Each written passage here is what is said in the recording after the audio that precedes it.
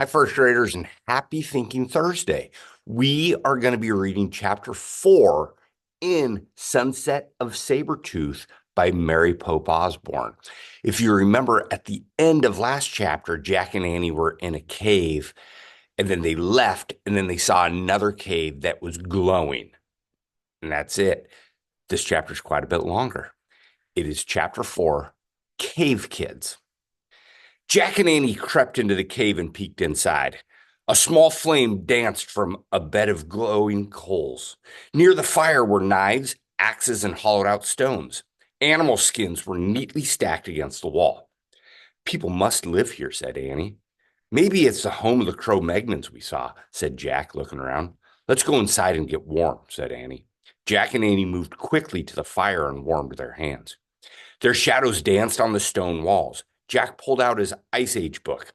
He found a picture of a cave. He read, Cro-Magnons made many things from animals, plants, and stone. They made flute-like musical instruments from mammoth bones. They made ropes by braiding plant fibers. They made axes and knives from stone. Jack pulled out his notebook and pencil. He started a list. Cro-Magnons made bone flutes, plant ropes, stone axes, and knives. Ta-da, said Annie. Jack looked up. Annie was wearing a coat. It had a hood and long sleeves. It went all the way down to her sneakers. Where did you get that? Asked Jack. From the pile of furry skins, said Annie, pointing. These must be their clothes. Maybe they're being mended. She picked up another coat and handed it to Jack. Try one. It's really warm, she said. Jack put his backpack and towel down on the hard dirt floor. He slipped on the coat. It did feel very warm and soft. We look like cave kids, said Annie. Squeak! Peanut peeked out of Jack's pack laying on the ground. You stay in there, said Annie. There's no teeny coat for you. Peanut vanished back into the pack. I wonder how they made these coats, said Jack. He turned the pages in the book until he found a picture of the Cro-Magnon women sewing. He read, Cro-Magnons scraped reindeer skins with flint rocks to make them soft. They used bone needles to sew the skins together for clothing. Jack added to his list, reindeer skin clothes. I hope the cave people won't mind if we borrow their coats, said Jack. Maybe we should give them our towels, said Annie, to thank them. Good idea. And my goggles, too, said Annie. They left their gifts on top of the rest of the animal skins. Let's explore the cave before they come home, said Jack. It's too dark in the back, said Annie. We won't be able to see anything.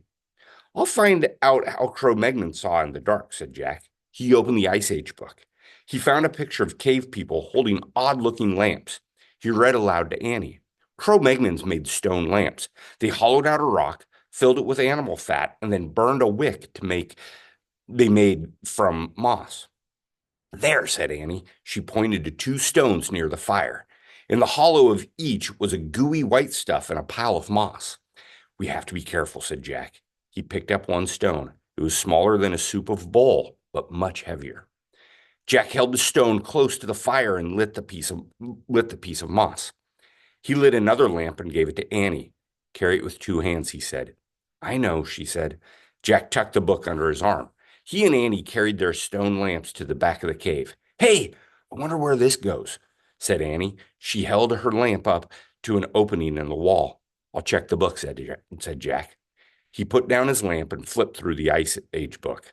I think it's a tunnel, she said. Be right back. Wait a second, said Jack. Too late. She had squeezed into the opening and was gone. Oh, brother, Jack sighed. He closed his book and peeked into the opening. Come back here, he said. No, you come here, said Annie. Her voice sounded far away. You won't believe this. Jack picked up his lamp and book. He ducked into the small tunnel. Wow, came Annie's voice. Jack could see her lamp flickering at the other end. Crouching down, he hurried toward her. At the end of the tunnel was a huge cavern with a high ceiling. Annie held her lamp close to the wall. Look, she said. Her voice echoed. Animals were painted on the wall in strokes of red and black and yellow. There were cave bears and lions, elk and reindeer, bison and woolly rhinos, and mammoths. In the flickering light, the prehistoric beasts looked alive. And that is the end of the chapter. What do you notice? What do you wonder? Can't wait for chapter 5.